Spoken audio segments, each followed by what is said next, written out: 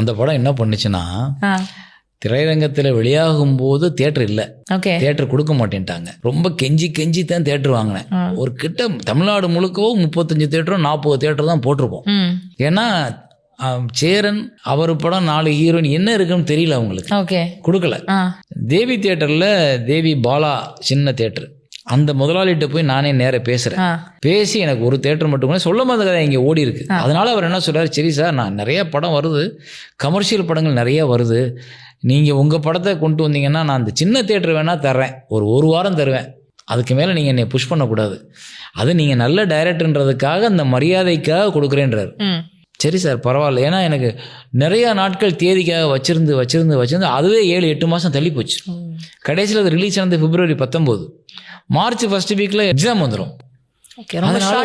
Short time அதில் release பண்ணுறது எந்த விதத்தில் லாபம் இல்லைன்னு எல்லாரும் சொல்கிறாங்க. வேறு வழி இல்லை, எனக்கு தேட்டர் கடையில் இன்னும் வச்சிருக்க முடியலன்னு ரிலீஸ் பண்ணுறேன்.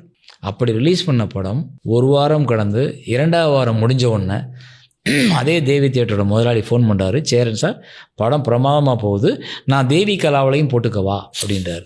போட்டுக்குங்க சார் அப்படின்ட்டேன்.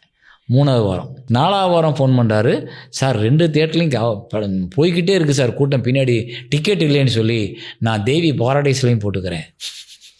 5வது வாரம் தேவிலையும் போட்டுக்கிறேன். 4 தியேட்டர்லையும் ஆட்டோகிராஃப் மட்டும்தான் போடுச்சு. அதுக்கப்புறம் அவர் கிட்டத்தட்ட 75 நாள் வரைக்கும். என்ன மாதிரியான ஒரு மேஜிக் தான் சார், ஒரு மேஜிக் பாருங்களேன்.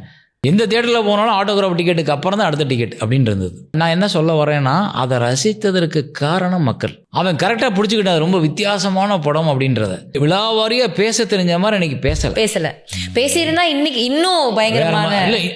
நான் வளர்ந்துருக்க சொல்லலை, இது மாதிரி நிறைய திரைப்படங்கள் வந்திருக்கும். கரெக்ட்.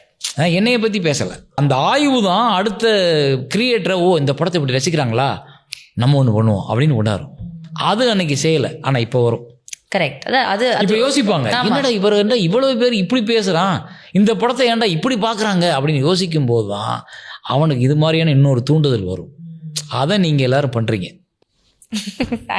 Thank you so much. இது சந்தோஷமாக இருக்குது. Thank you so much sir.